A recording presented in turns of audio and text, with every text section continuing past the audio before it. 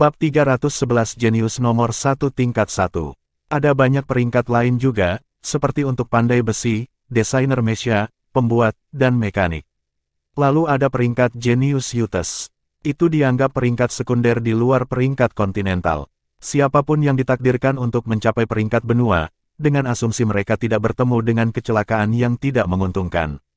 Hanya 18 dan di bawah itu yang dapat mendaftarkan nama mereka di sana, dengan bakat, kekuatan, profesi sekunder, dan kekuatan jiwa mereka semua dinilai. Ada 30 titik di daftar ini sama sekali. Dari 30 slot ini, mayoritas dipegang oleh siswa Akademi Shrek. Dan dari para siswa Shrek itu, 7 di bawah 15 tahun. Di kelas kami, ada peringkat 17 Sakler Luo Guixing, peringkat 19 Immortal Suyu Cheng, dan peringkat 30 Jade Snake Zheng Yiran.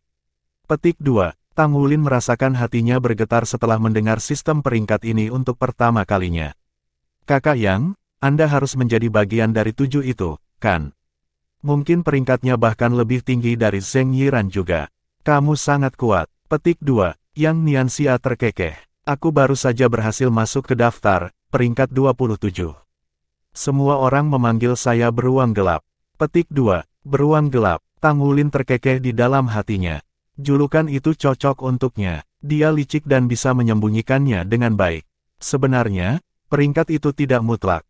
Perbedaan kekuatan di antara kita tidak terlalu bagus. Misalnya, ambil Suyu Cheng.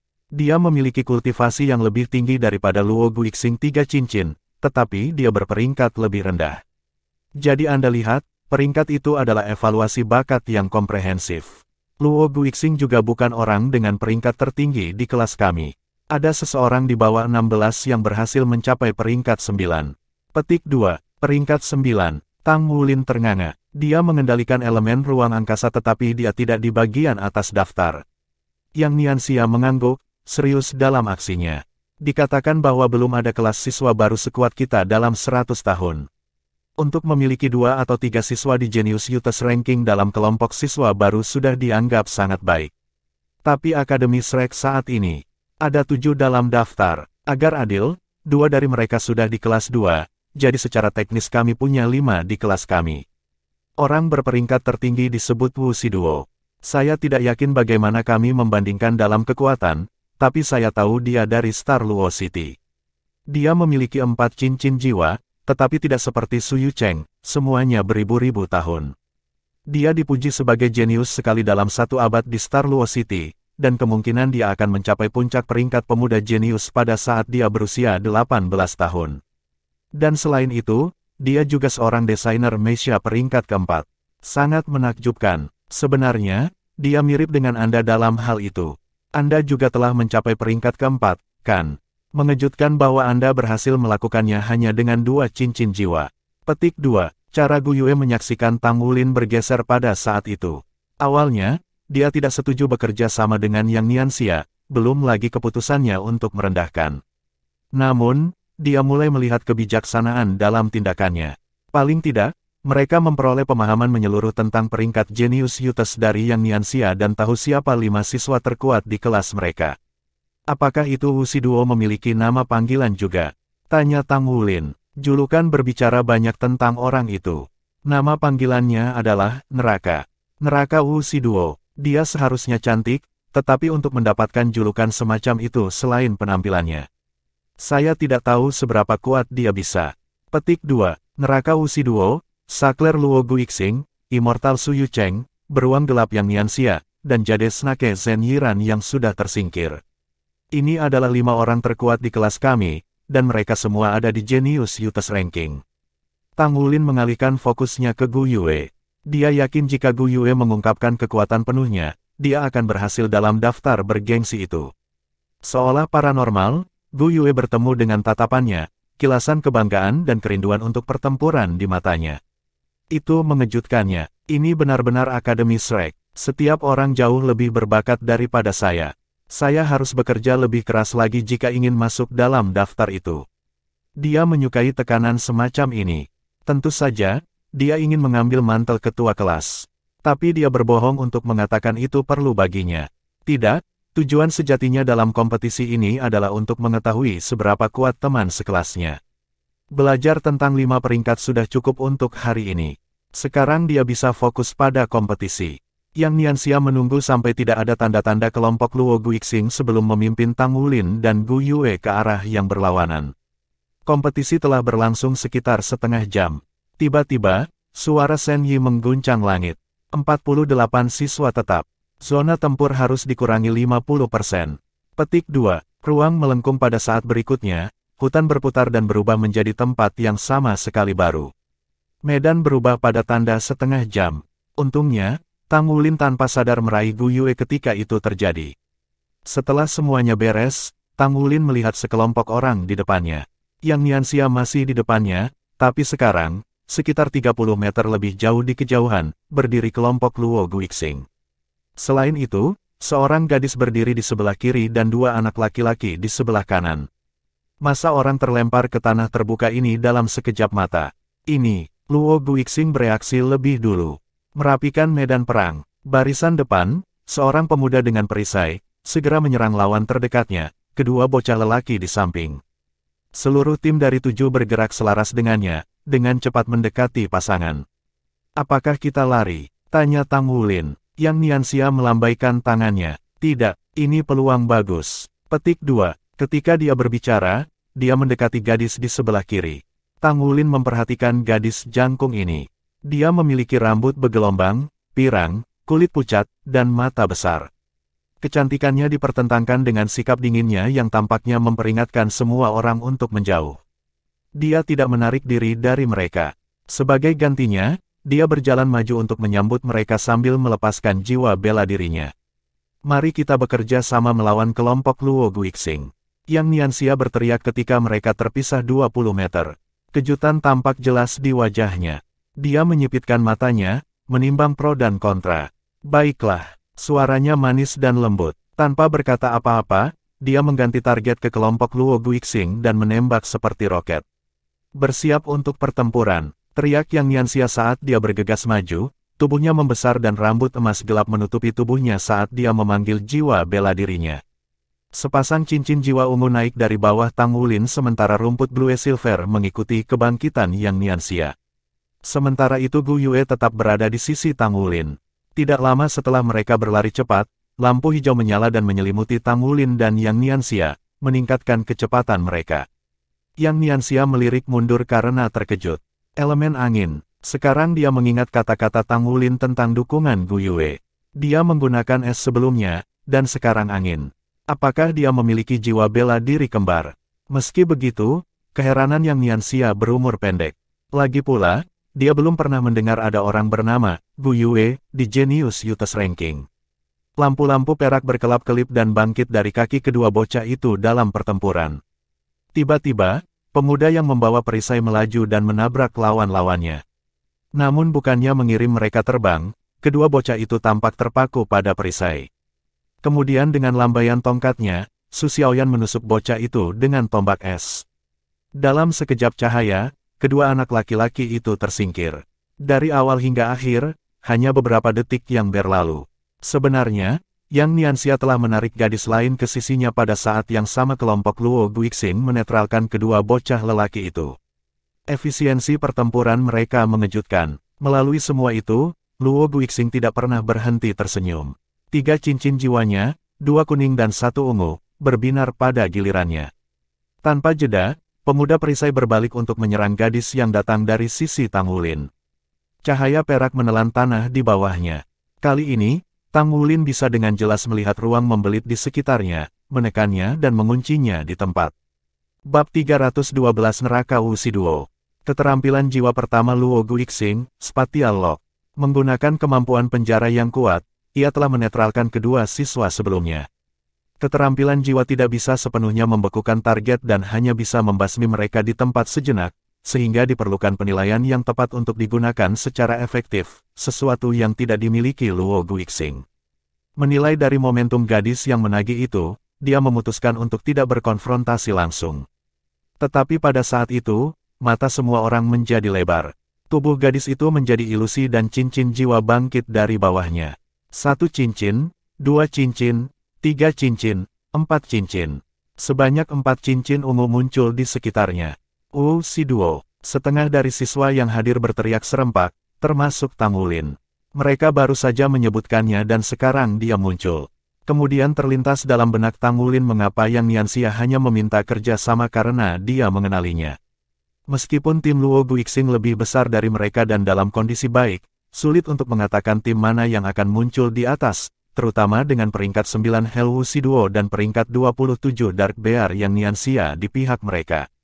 Bahkan pada tingkat jiwa yang sama, jarak antara guru jiwa bisa sama besarnya dengan langit dan bumi.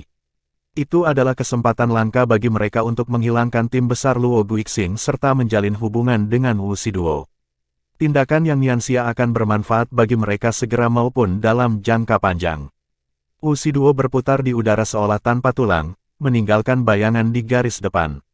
Aura kegelapan menyelimutinya sekarang, tapi kegelapan ini berbeda dari milik Su Yucheng. Dia tampak lebih gesit dari sebelumnya, udara dunia lain melekat pada wujudnya. Sosoknya berkedip ketika dia tiba-tiba berakselerasi, muncul di hadapan tim Luo Guixing dalam kilat. Ini bukan pertama kalinya sebagian besar tim Luo Guixing bekerja bersama. Pemuda perisai tidak goyah di dashboard gila Si Duo, 3 cincin jiwanya menyala dalam sekejap. Dengan itu, Si Duo tiba-tiba mengubah arah, mengalihkan tanggung jawabnya ke arah pemuda yang memegang perisai. Pemuda perisai telah mengaktifkan keterampilan jiwanya selama ribuan tahun, tarik. Keterampilan itu memungkinkan dia untuk menarik perhatian musuh-musuhnya selama 10 detik. Untuk master jiwa tipe pertahanan, ini adalah keterampilan jiwa dengan penggunaan yang luar biasa. Tidak seorang pun di Akademi Shrek dapat dianggap biasa. Hanya perlu sesaat baginya untuk menarik tuduhan Si Duo ke arahnya. Sebuah ledakan menggelegar di udara. Tuan jiwa tipe pertahanan dan tipe kontrol secara alami menahan tuan jiwa tipe agility ke tingkat tertentu. Tetapi yang terjadi adalah kebalikannya. Tepat sebelum Si Duo dan pemuda perisai bertabrakan, ekspresi pemuda itu menghitam, dan sedetik kemudian, dia dikirim terbang mundur. Cincin jiwa pertama Si Duo meredup sementara yang kedua menyala. Dia melanjutkan tugasnya seperti musang, bayangan tak terhitung dari pemotongan cakar merobek tim Luo Guixing. Dia sendirian menghancurkan seluruh tim. Ini adalah kekuatan jenius terhebat dari kelas 1, Si Duo. Kedua master jiwa tipe agility hampir tidak berhasil mengayunkan pedang mereka dalam pertahanan melawan cakar. Namun, mereka tidak bisa melakukan apapun di depan basis kultivasi Si Duo yang perkasa. Perbedaan antara 4 dan 3 cincin menjadi jelas sekarang, dan dua tuan jiwa pergi terhuyung mundur, darah menyembur keluar dari mulut mereka dalam busur merah. Sisi Luo Guixing sekarang terbuka. Tiba-tiba, pusaran cahaya perak berputar-putar di sekitar Si Duo, menelan sisa cakar bayangannya dan menyeret tubuhnya dari udara ke perutnya. Mendengus, dan tubuh Si Duo berkedip, menjadi lebih ilusi daripada sebelumnya. Dia membawa kedua tangannya di atas kepalanya, bentuk meledak dengan aura pedang yang tajam, dan pisau besar berwarna hitam pekat muncul di tangannya, kontras dengan kulit seperti susu. Dia mengayunkan pedangnya ke bawah dengan kejam ke pusaran perak. Dalam ledakan hitam dan perak, pusaran hancur, bilah cahaya hitam berhamburan ke ketiadaan. Luo Guixing mundur 2 langkah ke belakang, mengerang. Cahaya putih menghantamnya dan dua master jiwa tipe agility dari belakang, memulihkan kekuatan mereka. Pemuda perisai juga telah pulih sekarang dan sekali lagi menggunakan keterampilan jiwanya untuk menarik perhatian Si Duo dalam serangan. Ini adalah kekuatan sebuah tim. Si Duo mungkin memiliki kekuatan eksplosif, tetapi Luo Guixing telah selamat dari combo ganasnya. Sekarang saatnya pembalasan timnya, dan balas dendam yang mereka lakukan. Sebuah roda es muncul di atas kepala Si Duo, meleleh menjadi seutas cahaya biru yang membuat gerakannya semakin cepat. Su Xiaoyan hanya memiliki 2 cincin jiwa, tidak diragukan lagi. Tapi itu tidak berarti kemampuan kendalinya lemah. Takut ditinggal oleh rekan satu timnya, dia telah bekerja keras untuk meningkat dalam 3 tahun terakhir. Meskipun penggunaan Staff Es Starwell-nya terbatas pada malam hari, dia perlahan-lahan menguasai semua keterampilan jiwa Staff Es-nya. Kekuatan spiritualnya yang mengesankan membantunya memanfaatkannya dengan kemanjuran maksimal. Si Duo merasa terperangkap dalam rawa di bawah pengaruh keterampilan kontrol pemuda perisai dan Su Xiaoyan. Terbungkus dalam situasi yang begitu sulit, dia berjuang untuk menahan napas. Dalam sekejap, anggur biru menariknya ke samping. Meskipun tidak sepenuhnya keluar dari bahaya, dia berada di luar jangkauan keterampilan jiwa pemuda perisai itu. Dengan gemuruh, Yang Nianxia yang telah berubah melesat melewatinya. Dia menghancurkan tinjunya ke tanah. Bumi bergetar, bebatuan membumbui kelompok Luo Guixing. Dan kemudian Wu Shiduo bebas. Sebuah es raksasa melayang di atas tim Luo Guixing. Wu Shiduo merasakan tarikan di pinggangnya lagi dan hal berikutnya yang dia tahu, dia dibawa ke samping. Rasanya hangat, seperti disimpan dalam pelukan seseorang.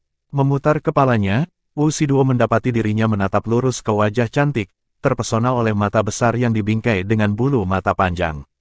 Itu dia, sebagai siswa dari kelas yang sama, dia mengenali siapa dia, perwakilan pandai besi, Tang Wulin. Aku akan mengirimmu. Saat dia memegang pinggangnya, matanya tidak pernah meninggalkan medan perang. Dia memutar tubuhnya setengah, kekuatan mengalir ke otot-ototnya, dan kemudian dia meledak. Dalam sekejap, Wu Shiduo mendapati dirinya melayang di udara. Semua dalam sekejap mata, Tang Wulin tidak membuang waktu dalam mengaktifkan cincin jiwa keduanya. Di bawah tim Luo Guixing membenamkan Blue Silver Impaling Array sementara hujan es jatuh dari atas. Bab 313 Kembar Jiwa Wu Shiduo. Tim Tang Wulin bekerja dalam konser yang sempurna dengan Wu Shiduo. Sementara dia melonjak ke udara, beruang gelap yang Nianxia menyerbu ke arah pemuda perisai seperti tank, jiwanya berdering dan rambut hitam keemasannya bersinar-bersinar. Dia segera memasuki kisaran tarik pemuda perisai, tapi dia tidak berusaha menghindarinya sejak awal. Pada saat itu, Luo Guixing menunjukkan kemampuan kontrol medan perangnya yang menakjubkan yang menjadikannya inti dari timnya. Beberapa inci sebelum Yang Nianxia menabrak pemuda perisai, pemuda menghilang dalam kilatan cahaya perak dan Yang Nianxia menerobos udara tipis. Dua tuan jiwa tipe agility langsung muncul di sisi Yang Nianxia, berlari di sekelilingnya dan menuju Tang Wulin dan Gu Yue di garis belakang. Jelas bahwa Yang Nianxia mungkin dengan mudah menekan kelincahan dan tipe master pertahanan, jadi ketika pemuda perisai muncul kembali, dia berdiri di sisi Luo Guixing. Mata Luo Guixing berkilau ketika cincin jiwa pertamanya dan kedua menyala. Cahaya perak melintas di sekitar Yang Nianxia. Keterampilan jiwa spasial sangat kuat karena tidak ada yang bisa melakukan apapun untuk menghindari diteleportasi. Dalam sekejap mata, Yang Nianxia mendapati dirinya 15 meter dari posisi sebelumnya dan berakar di tempatnya oleh spatial lock. Teleportasi jarak dekat dan kunci tata ruang ini mungkin hanya akan memperlambatnya 2 atau 3 detik, tetapi di medan perang, kemenangan atau kekalahan bisa diputuskan pada saat itu. Dengan Yang Nianxia diteleportasi pergi, Tang Wulin dan Gu Yue dibiarkan terbuka lebar untuk dua tuan jiwa tipe agility untuk masuk. Hanya butuh mereka sedetik untuk menutup jarak. Sementara itu, Master Perisai Jiwa menusukkan perisainya ke udara dengan gerutuan. Kekuatan jiwa membanjiri dirinya untuk membentuk dinding di sekelilingnya, Luo Guixing, dan Su Xiaoyan. Dua rekan satu tim mereka berdiri di belakang mereka. Satu tangan diangkat ke udara, menyulap burung api raksasa yang melayang ke udara. Yang lainnya adalah guru jiwa tipe dukungan mereka. Cahaya mekar di sekelilingnya, mengalir keluar untuk memberdayakan kekuatan jiwa dari rekan satu timnya. Amplifikasi kekuatan jiwa adalah kemampuan dukungan yang kuat yang ditingkatkan dengan pertumbuhan pengguna. Pengaruhnya luar biasa dan dapat mengubah gelombang pertempuran, terutama untuk tim 7 orang. Senyum Luo Guixing sudah menghilang dari wajahnya. Ketenangan yang menakutkan di dalam dirinya, matanya bersinar dengan cahaya seolah-olah mereka bisa melihat semuanya. Kerjasama dadakan antara Wu Shiduo dan tim Yang Nianxia tidak diragukan lagi merupakan tantangan terbesar yang pernah dia hadapi, tetapi dia yakin akan kemenangannya. Dia tidak melawan mereka sendirian. Dia memiliki tim dengannya. Dia sangat percaya bahwa kekuatan seseorang secara terbatas, tetapi kekuatan tim itu tidak terbatas. Selain itu, sebagai pemimpin tim, penting baginya untuk memiliki keterampilan yang memungkinkan rekan timnya untuk menampilkan potensi penuh mereka. Luo Guixing memiliki kendali penuh atas medan perang. Burung api itu melelehkan hujan es yang datang dan pemuda perisai itu menginjak-injak rumput Blue Silver hingga terlupakan. Yang Nianxia telah diteleportasi sejak dia adalah musuh paling penting di medan perang. Meskipun Wu Shiduo kuat, Luo Guixing yakin bahwa timnya akan dapat mengalahkannya. Dia saat ini perlu melemahkan lawan-lawannya dan memperkuat keunggulannya, jadi prioritas pertamanya adalah menyingkirkan musuh dua cincin terlemah. Setelah melakukan itu, ia akan dapat mengkonsolidasikan kekuatan timnya dan memfokuskannya pada menghilangkan beruang gelap Yang Nianxia dan neraka Wu Shiduo. Dalam kilatan cahaya biru, rumput Blue Silver melilit dirinya sendiri di pinggang Gu Yue. Tang Wulin menggunakan rumput untuk menarik Gu Yue ke lengannya dan jatuh ke satu lutut, mengaktifkan Blue Silver Impaling Array untuk membentuk perisai di sekitar mereka. Kedua tuan jiwa tipe agility yang menyerang Tang Wulin bukanlah orang bodoh.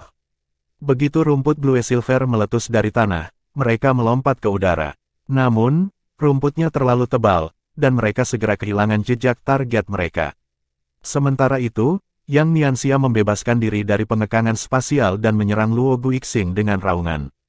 Wu Shiduo, di sisi lain, akhirnya menampilkan kekuatan seseorang di peringkat 10 besar. Cahaya meledak dari Wu Shiduo saat dia melayang di udara. Auranya benar-benar berbeda dari apa yang baru saja terjadi beberapa saat sebelumnya. Cincin jiwa keempatnya menyala dan dia membelah menjadi 3 klon, yang masing-masing terjun ke arah yang berbeda. Klon transparan, seolah-olah mereka terbuat dari air keruh. Kemudian cincin jiwa keduanya menyala. Sinar itu dikombinasikan dengan kemegahan cincin keempatnya untuk menerangi langit. Cakar bayangan memenuhi langit, benar-benar meliputi burung api dan dinding perisai. Dia bertemu kekuatan dengan kekuatan. Meskipun kecepatan adalah keahliannya, dia memilih untuk berbenturan dengan mereka secara langsung. Gemuruh terus-menerus bergema di seluruh hutan ketika cakar menabrak dinding perisai dan burung api. Wajah Luo Guixing menjadi gelap ketika dia menatap Wu Shiduo. Dia tahu betul seberapa banyak keuntungan yang dimiliki Wu Shiduo karena basis kultivasi yang lebih tinggi. Reputasinya bukan hanya kata-kata kosong. Pemuda perisai dan pemimpin jiwa yang memanggil burung api mengerang saat mereka berjuang melawan badai cakar. Meskipun mereka gemetar sebelum kekuatan Wu Shiduo, mereka nyaris tidak berhasil bertahan karena penguatan kekuatan jiwa dari dukungan mereka. Pusaran perak muncul sekali lagi. Luo Guixing, dengan keterampilan jiwanya selama ribuan tahun, adalah satu-satunya yang bisa bersaing dengan Wu Shiduo. Namun, begitu pusaran perak muncul, cincin jiwa kedua dan keempat Wu Shiduo menjadi redup. Sebaliknya, cincin jiwa pertamanya bersinar. Dengan ledakan kecepatan yang tiba-tiba, dia melesat di udara dan melaju ke arah master tipe dukungan seperti laser. Itu adalah Hell Rush. Ini adalah tujuan sejati Wu Shiduo. Dia tidak naik ke peringkat 9 melalui kekerasan saja. Tidak, dia telah dengan hati-hati merencanakan gerakannya sepanjang pertempuran.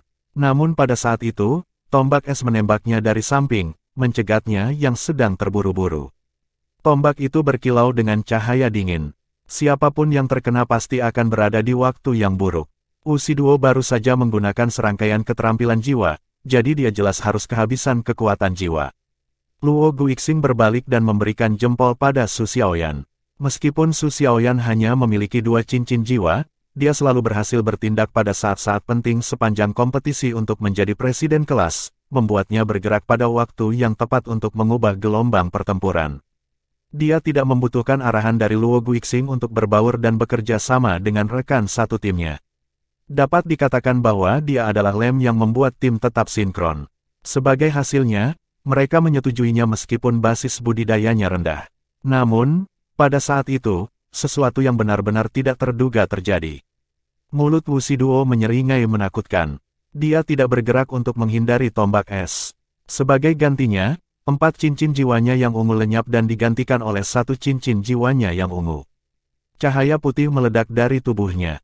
Rambut putih muncul di sekujur tubuhnya, dan kekuatan melonjak melalui dagingnya. Cincin jiwanya tunggal menyala terang, dan tepat sebelum tombak es menghantamnya, dia menamparnya dengan tangan cakar emas, menghancurkannya menjadi kepulan es. Dia kemudian menabrak guru jiwa tipe dukungan. Lampu menyala, dia tersingkir. Jiwa bela diri kembar, Luo Guixing berseru. Situasinya persis seperti yang dia katakan. Pada saat itu, 4 cincin jiwa Wu Shiduo ditukar dengan cincin jiwa tunggal dan jiwa bela dirinya berubah. Hanya ada satu penjelasan yang mungkin untuk ini. Dia memiliki jiwa bela diri kembar. Sangat sedikit yang tahu tentang fakta ini. Luo Guixing bukan satu-satunya yang terkejut dengan ini. Bahkan sekutunya yang dadakan, Yang Nianxia, tercengang. Meskipun dia hanya memiliki 1 cincin jiwa untuk jiwa bela diri ini, basis budidayanya masih mencapai setidaknya peringkat 40, jadi kekuatan skill jiwanya setara dengan cincin keempat. Saat mendarat, Wu Shiduo bahkan tidak berhenti sesaat. Terselubung dalam aura cahaya keemasan, dia menyerbu pemimpin jiwa yang memanggil burung api, melesat melalui burung yang menghalangi jalannya. Sama seperti master jiwa jarak jauh yang akan dihancurkan oleh Wuxi Duo, kilatan perak memindahkannya ke samping. Meskipun dia telah menyelamatkan sekutunya, kekuatan Luo Guixing tidak terbatas. Melakukan ini berarti dia harus membalikkan punggungnya ke medan perang melawan Yang Nianxia. Bab 314 Keterampilan Fusion Jiwa Sendiri. Sambil menggertakkan giginya, Tuan Jiwa Perisai maju dan menyerang dengan perisainya. Yang Nianxia menderita sedikit setelah diteleportasi tanpa daya oleh Luo Guixing. Sekarang dia akhirnya bergabung kembali dengan kekacauan, dia tidak tahan untuk menahan kekuatannya. Sebuah ledakan merobek udara ketika Yang Nianxia menghancurkan perisai dari tangan pemuda perisai dan mengirimnya terbang ke belakang. Sebelum pemuda itu bisa menyentuh tanah, Tang Wulin mengirim seikat rumput blue silver yang melesat keluar dari belakang Yang Nianxia untuk melilit di pinggang pemuda itu. Kemudian Tang Wulin menarik mundur, melemparkan Tuan Jiwa Perisai muda tepat ke tangan Yang Nianxia. Cahaya putih bersemi, menandakan penghapusan pemuda. Yang Nianxia berbalik untuk menghadapi Tang Wulin dan Gu Yue. Yang mengejutkan, dia tidak menemukan jejak dari dua master jiwa tipe agility dari sisi Luo Guixing yang seharusnya mereka lawan. Mereka sudah menyingkirkan keduanya. Yang Nianxia terkejut. Tang Wulin hanya seorang master jiwa tipe kontrol dua cincin, apakah dia benar-benar mampu menekan dua tipe agility itu? Tapi, ini Slack Academy. Tidak ada orang di sini yang lemah. Mungkin kekuatan Gu Yue adalah alasan mereka menang. Namun, dugaannya hanya berjalan sejauh itu. Mereka hanyalah sekutu sementara. Dengan lenyapnya secara misterius dua rekan setimnya yang lincah dan dua kerugian lainnya, wajah Luo Guixing berubah menjadi kerutan. Meskipun begitu, dia tidak menyerah. Dia menyulap pusaran perak lain, tapi kali ini, itu berkembang dari tubuhnya untuk menolak bukannya menarik. Baik itu Wuxi Duo yang mengusirnya dari belakang atau Yang Nianxia menyerbunya dari depan, keduanya diusir. Cahaya perak meledak dari tubuh Luo Guixing, melanda Su Xiaoyan dan Master Jiwa Firibird. Kita pergi, serunya. Namun, pada saat itu, cahaya perak di sekitarnya menjadi kacau, energi spasial menjadi tidak terkendali. Ini buruk, kekuatan ruang misterius dan menakutkan. Elemen lain yang menjadi kacau tidak akan sama mengerikannya. Jika seorang guru jiwa kehilangan kendali atas unsur lain, mereka bisa saja melarikan diri. Melarikan diri dari ruang yang kacau lebih mudah diucapkan daripada dilakukan. Energi spasial yang seharusnya membuat mereka pergi meledak, dan keretakan terbuka di langit. Gelombang demi gelombang energi yang menakutkan menyerang Yang Nianxia dan Wuxi Duo. Luo Guixing berteriak menantang, tetapi pada detik berikutnya, keretakan spasial menelannya. Master Jiwa Burung Api ditelan bersama dengannya, dan ruang kacau menghancurkan dan merobek mereka berdua terpisah. Sedetik kemudian, yang tersisa hanyalah beberapa partikel cahaya. Dalam limbo sebelum terbangun dari kenyataan, Luo Guixing menghancurkan otaknya untuk mencoba memahami bagaimana ruang yang selalu dia kendalikan dengan sempurna tiba-tiba menjadi berantakan pada saat itu. Pada kenyataannya, dia ceroboh. Dengan jiwa dan kekuatan rohaninya habis, kendalinya telah tergelincir. Sebagai akibat dari kegagalan Luo Guixing, seorang tokoh sendirian mendarat di tanah. Tanpa ragu sedikit pun, dia mengangkat tangannya tinggi-tinggi di udara. Saya menyerah. Saya menyerah. Saya akan mengikuti siapapun yang menang. Petik 2. Itu adalah Su Xiaoyan. Tim Luo Guixing pingsan dalam sekejap, dan dia adalah satu-satunya yang selamat dari 7 yang asli. Ekspresi keras Wuxi Duo tidak goyah. Yang Nianxia, di sisi lain, menghela nafas saat dia santai. Namun, tatapannya terpaku pada Wuxi Duo. Jika tim Tang Wulin tidak menghitung Su Xiaoyan, mereka kalah jumlah Wuxi Duo 3-1. Tidak hanya dia menghabiskan banyak kekuatannya dalam pertempuran melawan tim Luo Guixing, menggunakan keterampilan jiwa ribuan tahun satu demi satu, dia juga beralih ke jiwa bela diri keduanya dan menggunakan keterampilan jiwanya. Bahkan untuk Master Jiwa Berdering 4, cadangan kekuatan jiwanya akan hampir habis. Sekaranglah saatnya bagi tim Tang Wulin untuk menyerang. Jika mereka bisa menang melawan Wuxi Duo, maka posisi ketua kelas sama baiknya dengan mereka.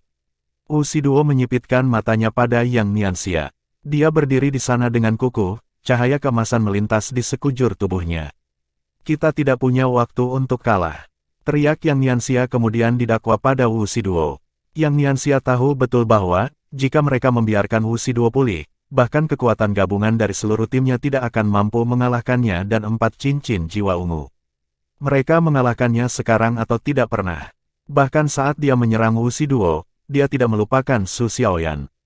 Kami memiliki lebih banyak orang, serunya. Bergabunglah dengan kami. Yang Nianxia harus mengambil keuntungan dari semua orang yang dia bisa. Bahkan jika kata-katanya hanya mengganggu Wuxi Duo untuk sesaat, itu akan sia-sia. Selain itu, Su Xiaoyan hanya seorang guru jiwa dua cincin. Dia tidak benar-benar peduli jika dia bergabung dengan mereka. Tapi dia gagal untuk memperhatikan itu, saat dia bergegas maju, Tang Wulin dan Gu Yue hanya berdiri di samping. Oke, kata Su Xiaoyan, menerima tawarannya, tetapi dia bahkan tidak menaikkan stafnya saat dia terus maju ke depan. Yang Nianxia dan Wuxi Duo bertabrakan, udara di sekitar mereka membuat kegilaan. Das Gold Bear adalah jiwa bela diri yang tangguh. Jiwa bela diri Wuxi Duo yang kedua juga tipe serangan, namun bentrokan itu benar-benar memaksanya mundur beberapa langkah. Kekuatan jiwanya yang letih membuatnya tidak beruntung. Keyakinan yang Nianxia melonjak saat melihat dia jatuh kembali. Cahaya keemasan gelap di sekelilingnya bersinar lebih intens ketika cincin jiwa ketiganya menyala, dan ia tumbuh menjadi 3 meter. Dia tidak ragu sama sekali ketika datang untuk menyerang seorang gadis, dengan tegas mengirim kekuatan kasar dari tinjunya untuk menghancurkan Wuxi Duo. Pada saat itu, Wuxi Duo melaju, cahaya hitam melesat keluar dari tubuhnya. Dia beralih jiwa bela diri. Yang Nianxia bersukacita, dia tidak takut jiwa bela diri 4 cincinnya sama sekali. Dari apa yang dia lihat tentang dia dalam pertempuran sebelumnya, dia mengerti bahwa jiwa bela diri pertamanya adalah tipe agility. Basis kultivasinya lebih tinggi daripada miliknya, tapi dia kehabisan sekarang. Selain kekuatan, beruang Das Gold juga memiliki pertahanan yang tangguh.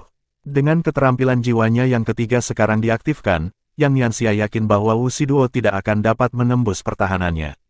Selain itu, dia memiliki Tang Wulin dan Gu Yue untuk cadangan.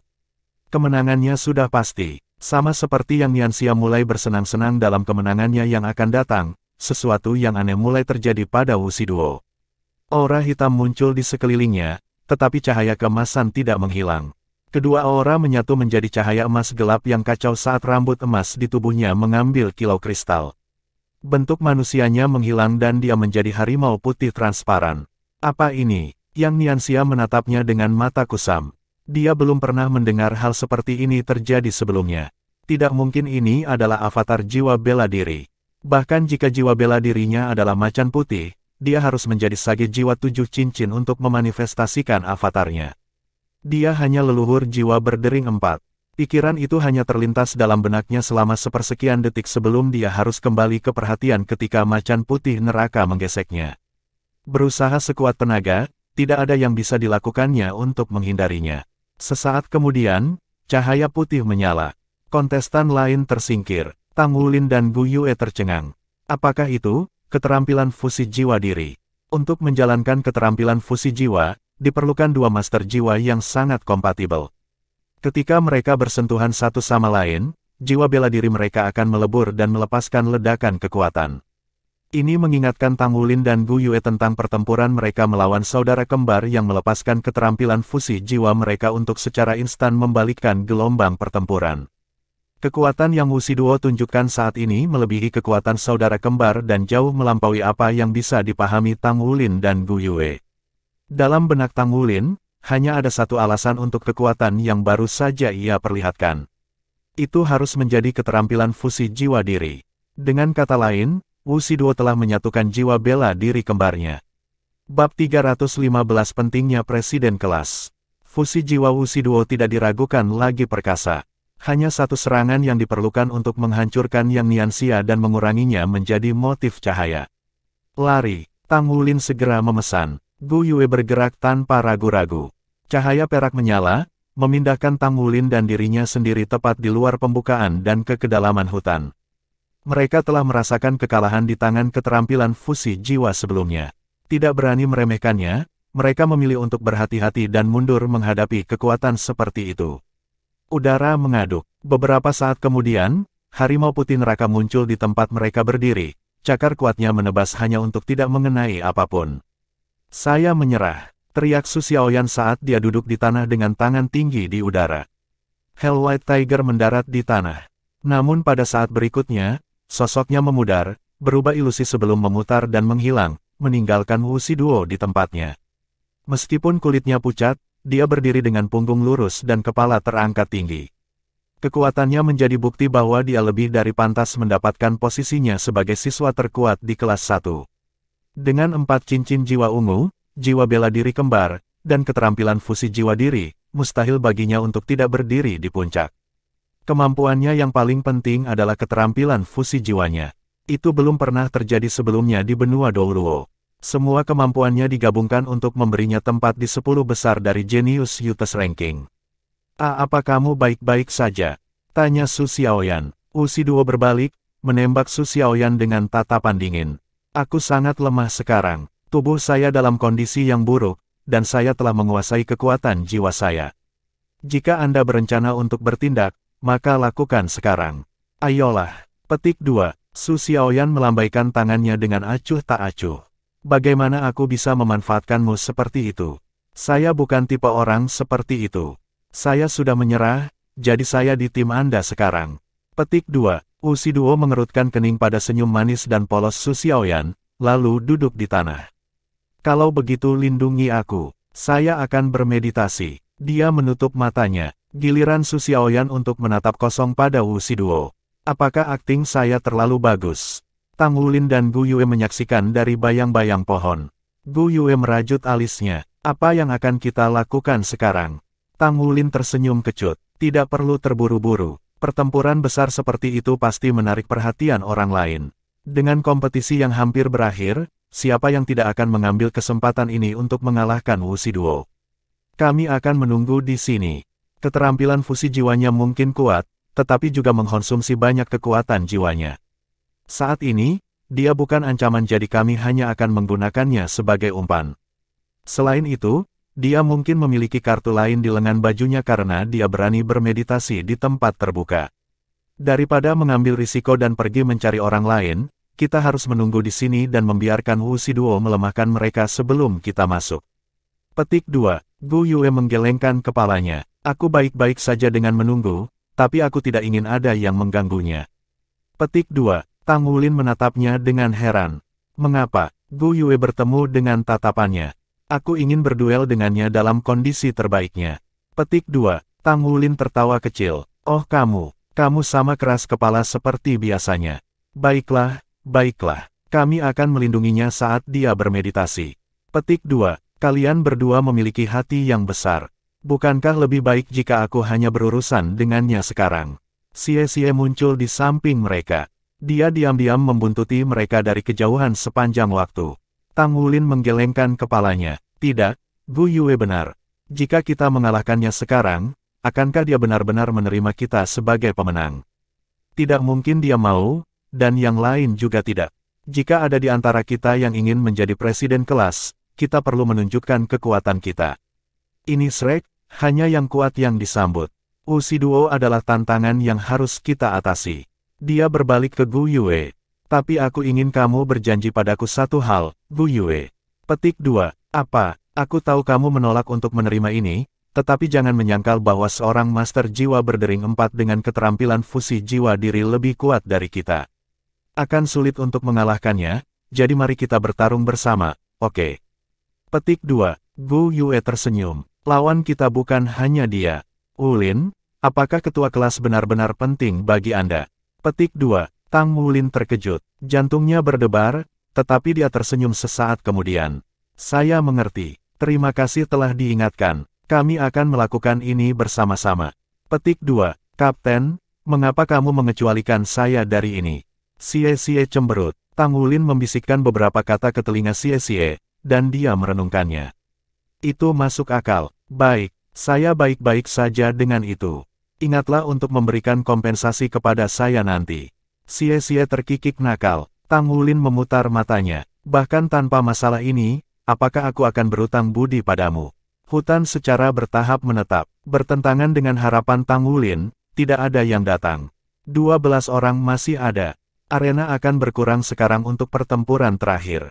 Suara Shen Yi bergema di seluruh hutan, dan dunia sebelum mereka kabur. Ketika semuanya kembali menjadi fokus, Tang Wulin, Gu Yue, Su Xiaoyan, dan Wuxi Duo yang bermeditasi berada di samping satu sama lain. Mereka awalnya berada jauh di dalam hutan, dikelilingi oleh pohon-pohon raksasa dan dedaunan lebat. Namun sekarang, medannya tidak seperti sebelumnya. Pembukaan berdiameter setidaknya 100 meter muncul di depan mereka, bukan pohon yang terlihat dan setiap inci tanahnya ditutupi oleh rumput blue silver. Seolah-olah mereka berada di arena duel yang ditinggikan. Di ruang ini ada 12 orang. 4 kelompok Tangulin, dengan tambahan Wuxi Duo, dikelompokkan bersama. Di sebelah kiri mereka adalah kelompok 3 dipimpin oleh Immortal Su Yucheng, dan di sebelah kanan mereka adalah kelompok 4. Namun, kelompok berempat ini berada dalam kesulitan. Darah membasahi mereka semua, dan fluktuasi kekuatan jiwa mereka nyaris tak terlihat. Tangulin akhirnya mengerti mengapa tidak ada yang datang untuk melenyapkan Wuxi Duo. Ternyata hanya ada selusin dari mereka yang tersisa, sepertiganya hampir tidak melekat pada kehidupan dan mencurahkan seluruh energi mereka untuk pulih. Setelah menerima semuanya, Su Yucheng adalah yang pertama bertindak. Dia menyerang 4 tuan jiwa yang terluka seperti sambaran petir, kedua pengikutnya melesat keluar sesaat kemudian. Mereka jelas beristirahat dengan baik dan dalam kondisi puncak. Alih-alih menyerang kelompok yang terluka, kedua pengikutnya bergerak ke samping untuk menjaga Su Yucheng dari tim Tangulin. Kelas pertama memiliki total 101 siswa. Hanya 12 dari mereka yang tersisa sekarang. Ini adalah malam pertempuran terakhir mereka untuk menjadi presiden. Tangulin dan rekan-rekannya tetap diam, hanya menonton Su Yucheng menyerang. Tim 4 terjebak, panah di akhir penerbangannya. Sabit menebas. Mereka menghilang dalam kilatan cahaya. Sekarang tinggal 8 yang tersisa. Mereka adalah 3 dari tim Su Yucheng, dan 5 di pihak Tangulin. Tangulin memimpin, mendekati lawan-lawannya. Pandangannya tertuju pada Su Yucheng. Sekarang kompetisi telah sampai pada titik ini, licik dan menunggu tidak lagi memiliki tujuan. Sekarang bukan saatnya kebijaksanaan bersinar, tetapi kekuatan untuk menunjukkan keunggulannya. Satu-satunya cara untuk meyakinkan orang lain adalah dengan menunjukkan kekuatan. Su Yucheng menoleh untuk melihat Tangulin, ekspresinya suram saat dia mengangkat skite demonnya. Dua temannya melepaskan jiwa bela diri mereka.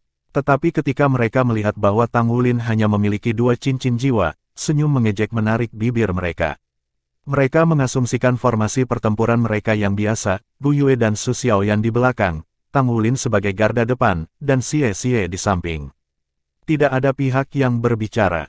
Mereka semua tahu bahwa ini adalah pertempuran terakhir.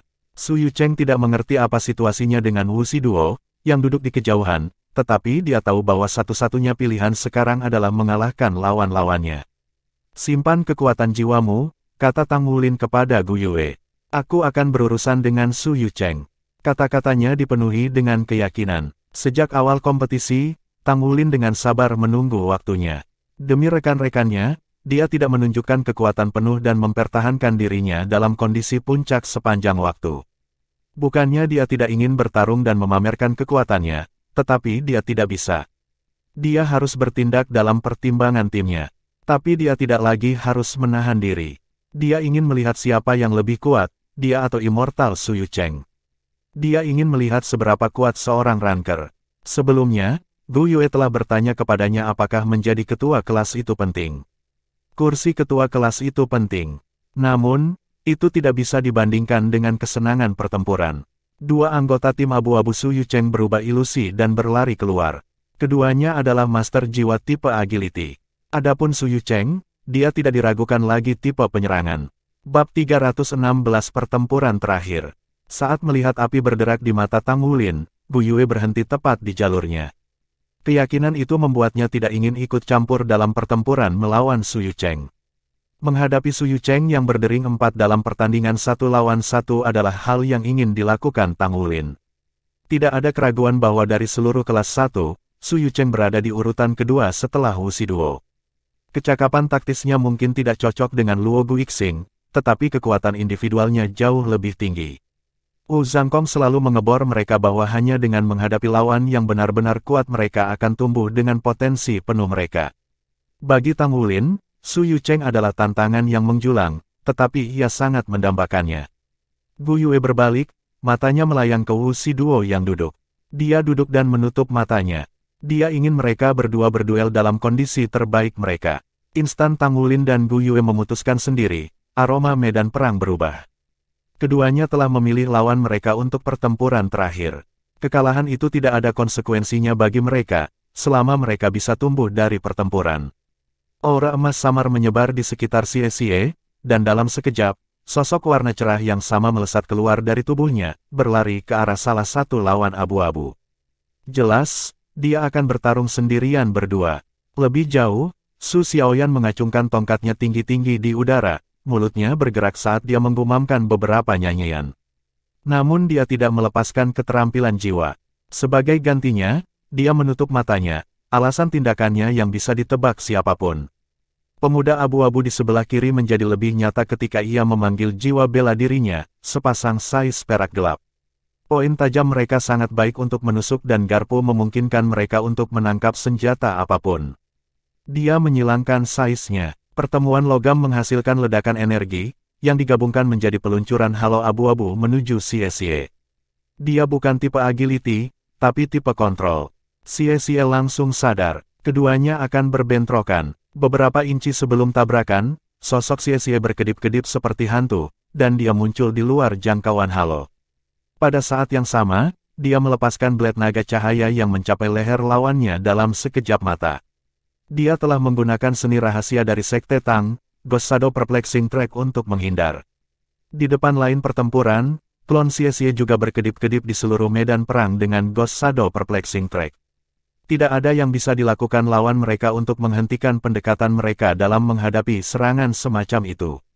Xie telah mengukir kritik Penatua Kai ke dalam hatinya setelah ujian masuk.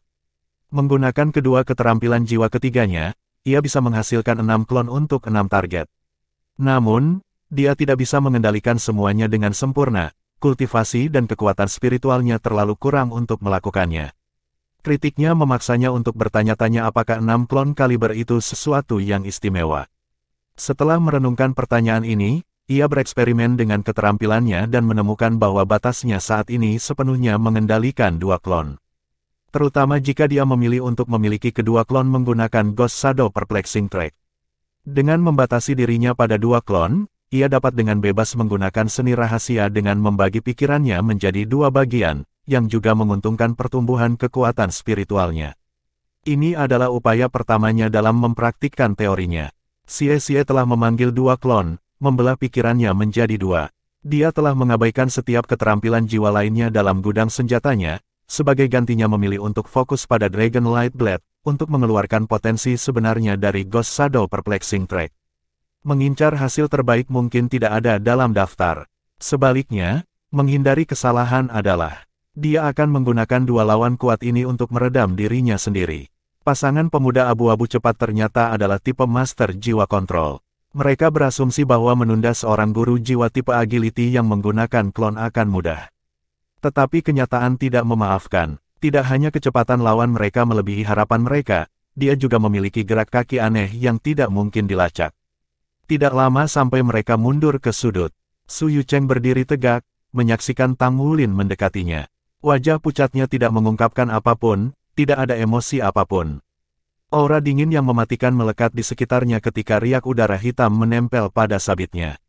Rumput Blue Silver berkumpul dan menari dalam kerumunan hiruk-pikuk di sekitar Tang Wulin dengan setiap langkah yang diambilnya. Meregang di lengannya, Goldlight mengarahkan mata keemasannya yang menyilaukan pada Su Yucheng. Setelah mutasi yang tak terhitung jumlahnya, Goldlight tampak tidak seperti yang awalnya terjadi. Seluruh tubuhnya ditutupi sisik emas berkilau, percikan kecerdasan menari di matanya. Hanya 10 meter dari Su Yucheng, Tang Wulin mulai beraksi. Rumput Blue Silver menerkam seperti ular pada Su Yucheng, menyerang dari segala arah. Kekuatan membengkak di kaki Tang Wulin saat dia melaju, berlari menuju sasarannya. Mempersempit matanya, Su Yucheng menebas dengan sabitnya, mengirimkan gelombang hitam ke kerumunan rumput yang masuk. Seolah hidup, rumput berzigzag di udara, menukik ke tanah di bawah gelombang hitam. Gelombang segera mencapai Tang Wulin. Mendengarkan dengan cermat, dengung bisa terdengar di udara.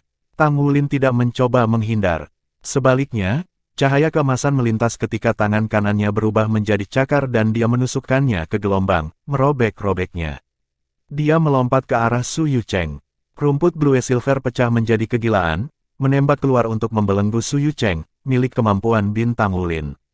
Su Yucheng akhirnya bergerak. Dia melonjak seperti sambaran petir, sabitnya melukis bayangan di langit saat kegelapan membentang dari tubuhnya. Rumput yang mencapai langit ditebang satu demi satu. Kemudian, kegelapan surut dan menembak ke arah Tang Wulin. Dia ditekan dari semua sisi.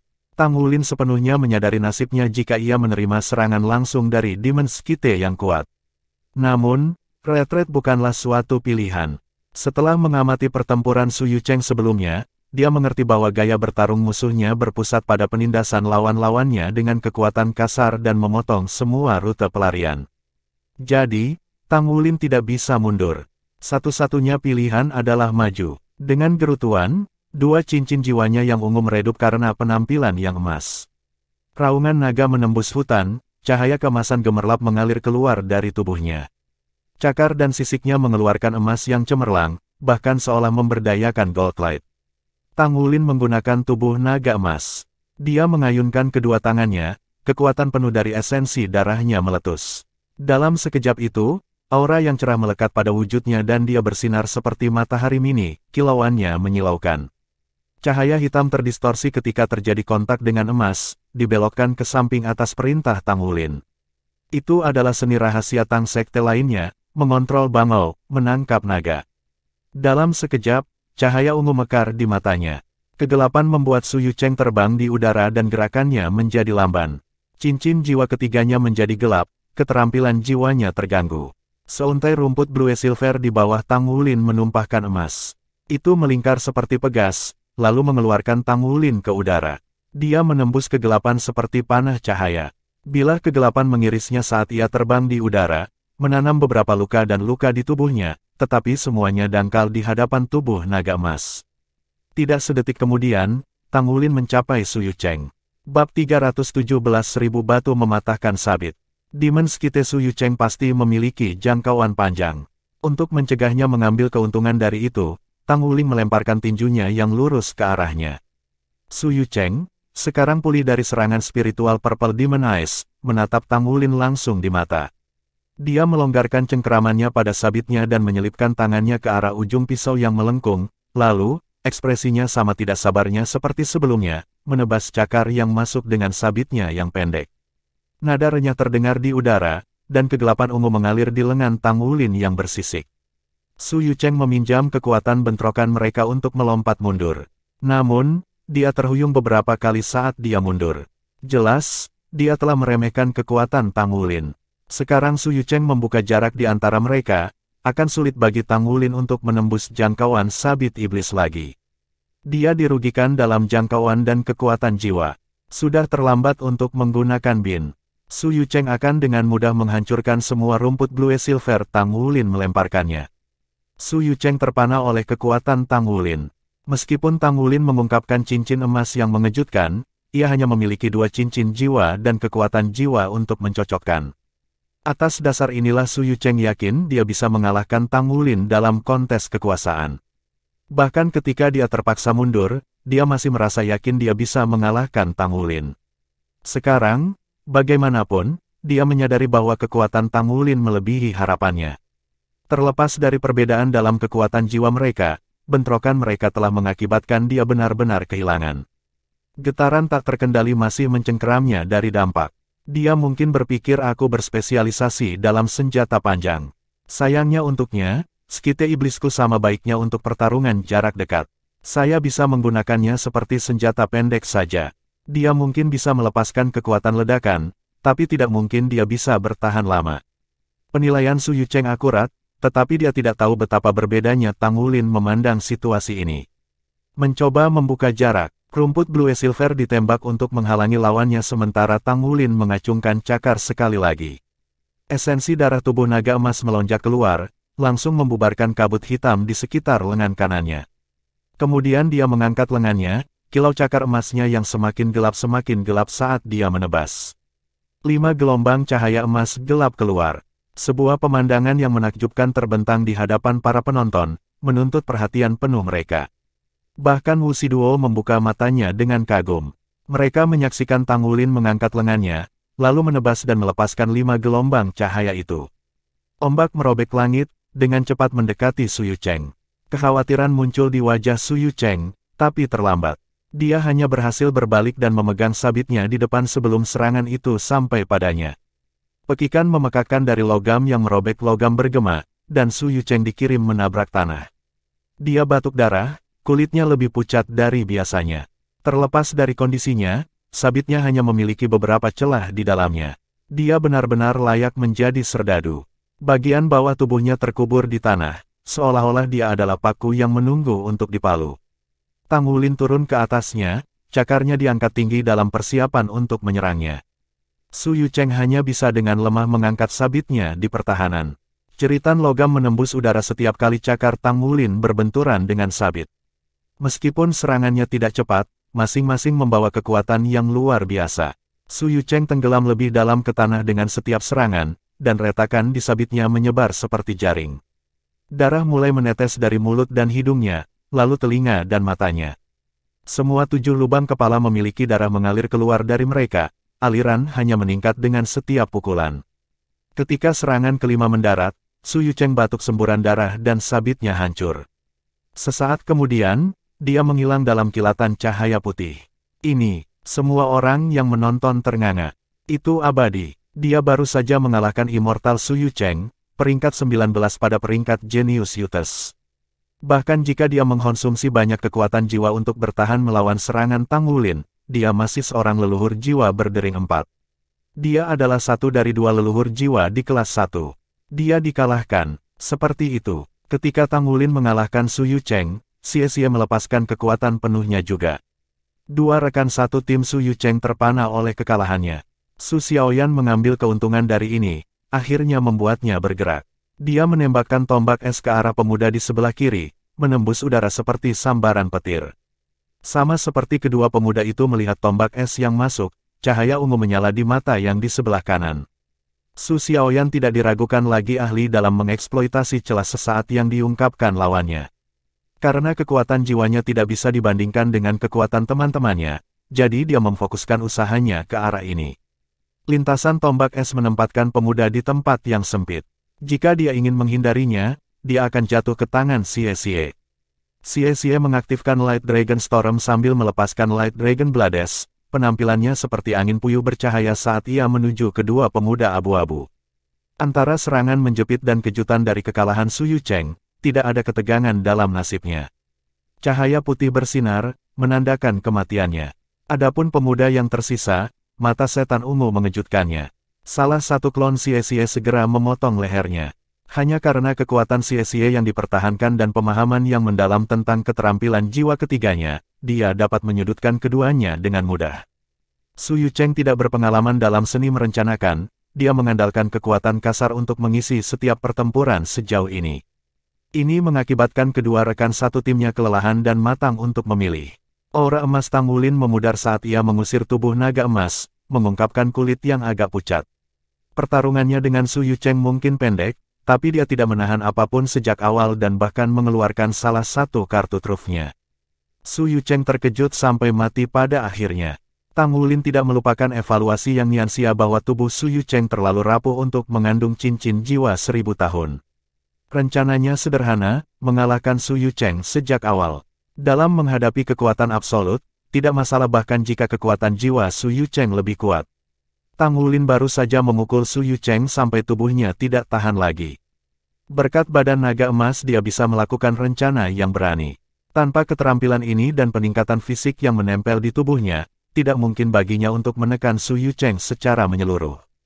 Tang Wulin terengah-engah, tapi senyum bersinar di bibirnya sama seperti dia bergabung kembali dengan rekan satu timnya. Anehnya, Xie berdiri di sana tanpa sedikit pun tanda kegembiraan seorang pemenang.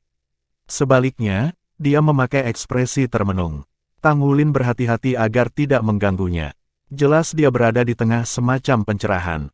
Usiduo masih duduk, tetapi api berkobar di matanya saat dia memandang Tang Wulin.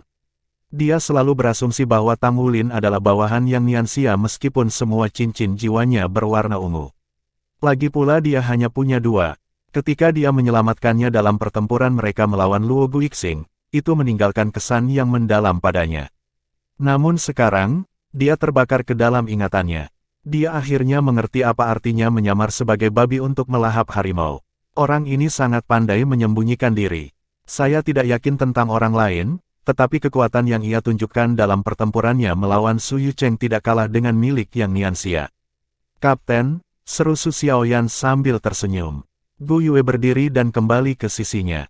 Agar Wu Shiduo masuk dalam 10 besar peringkat pemuda jenius, tidak perlu diragukan kecerdasannya. Dia langsung menghubungkan titik-titik dan memahami hubungan di antara keempatnya. Jadi gadis dari tim Luo Guixing itu adalah kawannya selama ini. Ayo, Wu Shiduo menembak berdiri, kilatan dingin di matanya. Dia tidak pasrah kalah. 1 lawan 4. Terus, Tang Wulin menoleh ke Gu Yue. Dia menatap jauh ke matanya. Api yang menyala di kedalaman mereka memberitahunya segala yang perlu dia ketahui. Dia menarik lengan Su Xiaoyan. Kami hanya akan mengamati. Petik 2. Hah. Dia menatapnya dengan heran. Tang Wulin merespons dengan senyum meyakinkan. Percaya pada Gu Yue. Petik 2. Baik. Su Xiaoyan langsung setuju. Big Sis Gu Yue, semoga sukses. MN. Gu Yue mengangguk, lalu maju 3 langkah. Dia memandang Wu Shiduo dengan tatapan tenang, sikapnya tenang seperti danau yang tenang. Bab 318 1 lawan 1. 1 lawan 1. Wu Shiduo menatap Gu Yue dengan heran. Dia benar-benar ingin berduel denganku 1 per 1. Kenapa dia begitu percaya diri? Bukankah dia hanya tipe pendukung? 1-1. Gu Yue mengangguk. Baiklah, jawab Wu Shiduo dengan dingin. 4 cincin jiwa bangkit dari kakinya. Dia dengan ringan mengetuk tanah, kemudian sosoknya menjadi ilusi saat dia berlari langsung ke Gu Yue. Dia mencapai Gu Yue dalam sekejap, cahaya hitam berkedip saat dia mengulurkan cakarnya dan mengusap ke bawah. Tang Wulin berdiri menjauh dari medan perang, menonton dengan penuh perhatian. Selama aliansi singkat mereka, dia tidak merasakan kemampuan Wu Shiduo. Sekarang dia melepaskan beban kekuatannya pada Gu Yue, dia bisa melihat seberapa menindas kecepatan dan kekuatannya. Meskipun kecepatan Wu Shiduo, serangannya gagal. Sepersekian detik sebelum cakar bisa memisahkan Gu Yue, cahaya perak meledak, dan dia menghilang. Cakar Wu Shiduo memangkas udara. Gu Yue muncul kembali 10 meter jauhnya, ekspresinya setenang biasanya. 3 cincin jiwa, 2 kuning dan 1 ungu, berputar di sekelilingnya. Mereka mulai bersinar, lalu bersinar cemerlang ketika tangannya bergerak di udara seperti kupu-kupu yang berterbangan, menggoda unsur-unsur alami dunia untuk melakukan permintaannya. Dengan 4 cincin jiwa, persepsi unsur Wu Shiduo lebih tajam dari kebanyakan penguasa jiwa. Dia merasakan bahwa seluruh keberadaan Gu Yue berubah menjadi pusaran air yang dengan gila-gilaan menyedot energi unsur yang mengelilinginya. Dia bahkan merasa sedikit menarik-narik kekuatan jiwanya sendiri. Ini adalah, dengan menjentikkan jari Gu Yue, sebuah es bersatu dan melesat ke arah Wu Shiduo. Namun, es ini benar-benar berbeda dari es normal. Itu es berwarna 3 dengan ujung biru, tubuh perak, dan dasar merah berapi-api. Bagian merah meledak ketika melesat keluar, mempercepat rudal es ke kecepatan luar biasa dan berada di depan Wu Shiduo sebelum dia bahkan bisa berkedip. Meski begitu, Wu Shiduo menunjukkan kekuatan dari seorang guru jiwa tipe penyerangan dengan langsung memotong es dengan cakar. Es itu meledak menjadi jutaan pecahan, dan suhu udara di sekitar Wu Shiduo turun drastis. Kemudian, udara di sekelilingnya tampak berubah, mengencang di sekelilingnya dan menghambat gerakannya. Ini, apakah itu es 3 elemen? Sebuah es dengan elemen api termasuk. Wu Shiduo mungkin kaget, tapi Gu Yue baru memulai. Gu Yue memanggil es lainnya, identik dengan yang terakhir. Seperti sebelumnya, ia melesat maju dengan kecepatan kilat. Itu beberapa kali lebih cepat dari es biasa karena kekuatan ledakan elemen api, sehingga targetnya tidak ada waktu untuk bereaksi sama sekali. Wu Shiduo berhasil mengirisnya sekali lagi, tetapi itu hanya memperkuat elemen ruang yang menghalangi dirinya. Meskipun efek menahannya tidak sekuat kunci tata ruang Luo Guixing, itu sudah cukup untuk memperlambatnya. Cahaya dingin melintas di mata Wu Shiduo. Cincin jiwa keempatnya menyala dan dia membelah menjadi 2 klon, masing-masing menuju ke arah Gu Yue dari sudut yang berbeda. Gu Yue mulai berputar di tempat. Udara mengaduk. Wind mengambil, berputar-putar di sekitar Gu Yue. Semakin banyak helai angin bergabung sampai tornado hijau mengelilinginya, melolong ketika ukurannya tumbuh dengan cepat. Segera, Gu Yue tidak lagi terlihat. Angin menderu amarah mereka saat Gu Yue muncul sejenak. putih mulai melayang turun dari langit. Semakin turun dengan cepat ketika dia memanggil lebih banyak salju, lalu dia menghilang ke dalam badai salju yang dihasilkan. Tornado itu menghisap salju, dengan cepat bergabung menjadi badai salju. Ushidou menegang ketika dia bersentuhan dengan dingin yang ekstrim, tetapi masih berani bergegas untuk menemukan Gu Yue. Nalurinya mengatakan bahwa semakin lama dia tinggal di badai salju ini, posisinya semakin buruk. Jiwa bela dirinya terlalu aneh. Berapa banyak elemen yang dihasilkannya sekarang. Namun ketika dia menemukan Gu Yue dan bersiap untuk menyerang, dinding bumi meledak dari tanah dan menghalangi jalannya.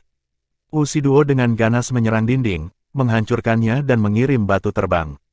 Namun, Gu Yue tidak ditemukan. Tornado badai salju segera menyerap pecahan batu juga, menjadi badai es dan batu. Kekacauan di sekitar Ushidou benar-benar memotong penglihatannya, menyelimutinya dalam angin puyuh kematian. Tang Wulin berdiri dengan protektif di depan Xie. Dia waspada setelah tornado, waspada terhadap tanda-tanda bahaya pertama.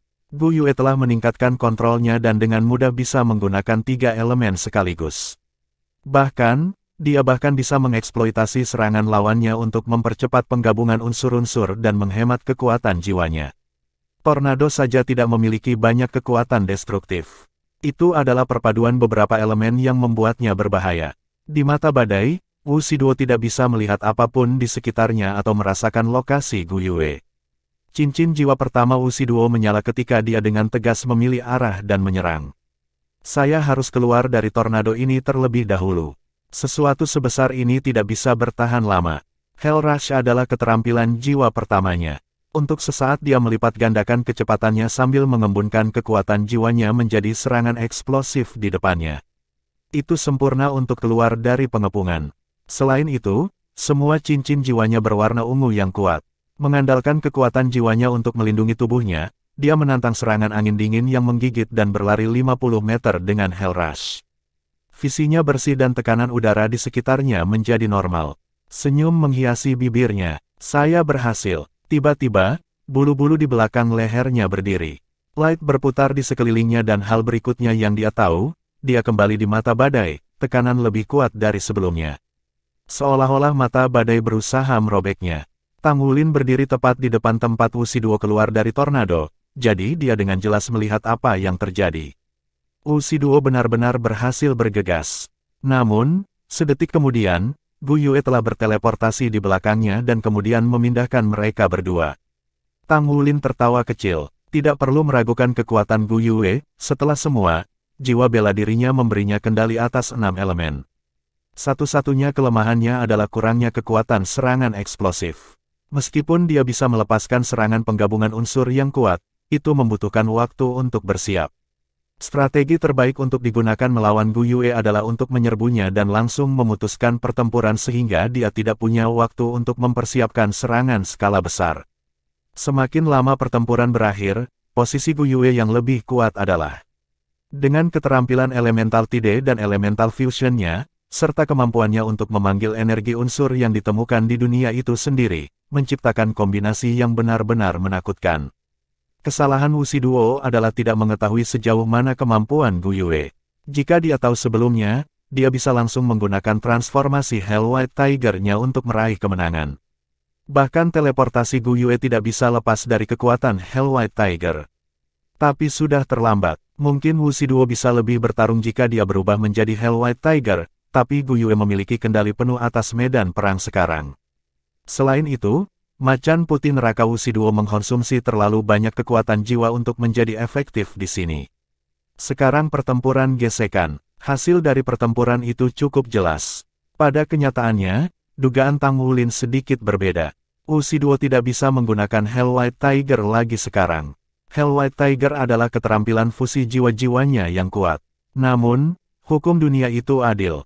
Kemampuan yang kuat seperti itu secara alami datang dengan batasan keras. Sama seperti bagaimana kekuatan skite setan Su Yucheng diimbangi oleh korosi tubuhnya, Ushidou membutuhkan istirahat 3 hari sebelum dia bisa menggunakan Hell White Tiger lagi.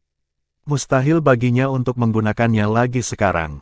Bab 319 Sang Pemenang. Ushidou berpikir kekuatan jiwanya pulih cukup untuk mengalahkan Gu Yue, tetapi ternyata, bukan itu masalahnya. Dalam sekejap cahaya putih, Wu Shiduo beralih jiwa bela diri. Rambut putih muncul menjadi ada dan menutupi tubuhnya dengan selimut bulu, aura emas menelan bentuknya. Otot-ototnya mengembang, bentuk berotot dari anggota tubuhnya mengesankan di mata. Alih-alih menerjang, dia menggunakan kekuatan yang baru ditemukan tubuhnya untuk secara bertahap menarik diri dari tornado. Namun, dia segera menemukan dirinya terhalang oleh dinding bumi. Dindingnya nyaris tidak bisa melawan, hancur menjadi debu halus dengan satu pukulan. Tetapi dalam waktu yang dibutuhkannya untuk menghancurkannya, tornado akan menyelinap untuk mengaburkan visinya. Dia tidak bisa mempertahankan jalan yang lurus ketika dia mencoba melarikan diri. Melarikan diri dari cengkeraman rintangan ini hanya di luar jangkauannya.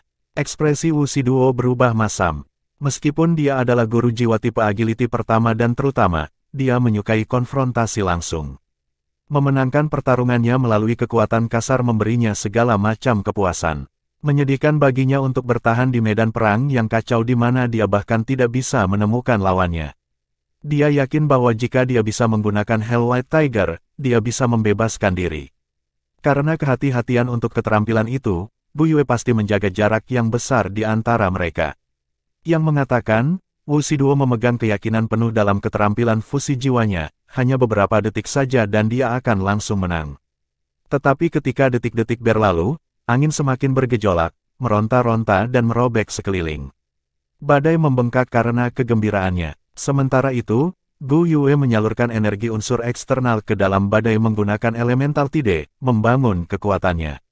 Kilatan perak, dan Gu Yue muncul di sisi Tang Wulin, wajahnya ditaburi pucat.